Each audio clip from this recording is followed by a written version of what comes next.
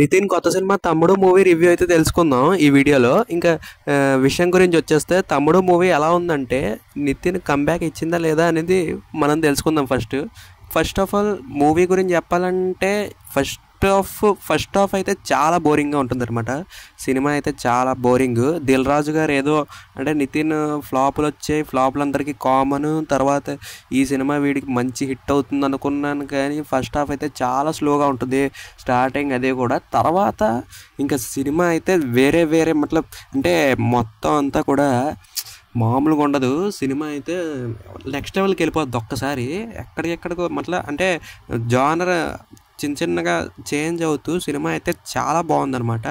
తర్వాత ఇంకా మళ్ళీ లాస్ట్కి వచ్చేసరికి అదే మళ్ళీ రొటీన్ అవ్వడం వల్ల మనకైతే సినిమా అయితే ఒక యావరేజ్ అయిపోతుంది అనమాట. కానీ మనకి మరీ ఎక్కువ హై ఎక్స్పెక్టేషన్స్ అయితే ఉండవు. సో మీరైతే ఎక్స్పెక్టేషన్స్ పెట్టుకోకుండా వెళ్ళండి సినిమాకి, ఎందుకంటే నితిన్ చాలా సినిమాలు అయితే ఫ్లాప్గానే నిలిచాయి. ఇక బ్యాక్గ్రౌండ్ మ్యూజిక్ అయితే ఈ సినిమాలో చాలా పాజిటివ్ ఉంది భయ్య. ఇది చాలా పెద్ద పాజిటివ్ అనమాట. అసలు కాంతార, విరూపాక్ష తర్వాత మంచి సినిమాలకి బ్యాక్గ్రౌండ్ మ్యూజిక్ ఇచ్చిన లోకేష్ అయితే మామూలుగా కొట్టలేదు అసలు. బ్యాక్గ్రౌండ్ అంజనీష్ అయితే మామూలుగా కొట్టలేదు. ఇంకా సినిమాలో నెగిటివ్స్ అయితే చాలా ఉన్నాయి భయ్యో. నెగిటివ్స్ అయితే స్టోరీ లైన్ అయితే చాలా చిన్నది, అసలు ఏం బాగాలేదు. స్టోరీ చాలా చిన్న, చాలా 1,00,000 సినిమాల్లో చూసుంటాం ఇలాంటి స్టోరీ లైను. ఇంకా చెల్లి కోసం తమ్ముడు చేసిన అదే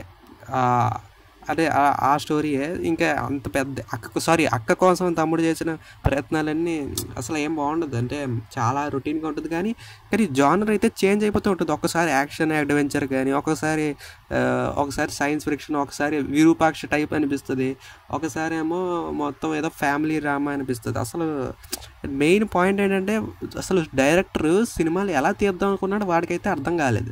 సో అది మెయిన్ నెగిటివ్ అయితే అనిపిస్తుంది నాకైతే. ఇంకా సినిమాలో ఫస్ట్ ఆఫ్ ఆల్ పాజిటివ్ అయితే నితిన్ యాక్టింగ్ భయ్యా, అసలు మామూలుగా లేదు భయ్యో. అంటే నితిన్ కొత్తగా కొంచెం ట్రై చేశాడు. అంటే మరీ కమర్షియల్ రొటీన్ సొల్లు కంటే కొంచెం పర్లేదు, ప్రీవియస్ మూవీస్ కంటే పర్లేదు, ఒకసారి చూడొచ్చు. కానీ మనకి ఎందుకో ఏంటో అన్నట్టు అనిపిస్తుంది. మనకి మూవీ అయితే అంతగా ఎక్కదు. సో ఎప్పుడైనా అంటే కొంచెం ఇంట్రెస్ట్ అయితే ఉంటుంది సినిమాలో, మరీ చెత్త అయితే కాదు, కొంచెం ఎంగేజింగ్ మూమెంట్స్ ఉన్నాయి. కానీ మూవీ అయితే ఇంకా బాగా డిసప్పాయింట్ చేసేసింది. రాబిన్ హుడ్ దీనికంటే నయమేమో అని లైట్గా అనిపిస్తుంది, కానీ రాబిన్ హుడ్ కంటే స్టోరీ మేకింగ్లో కొంచెం నయమే. కానీ రాబిన్ హుడ్ ఏం లేదు, నితిన్ ఇంకా మళ్ళీ ఫ్లాప్ చూడాలి. ఇంకా కంబ్యాక్ ఎప్పుడు వస్తుందో ఏంటో దేవుడినే కోరుకోవాలి.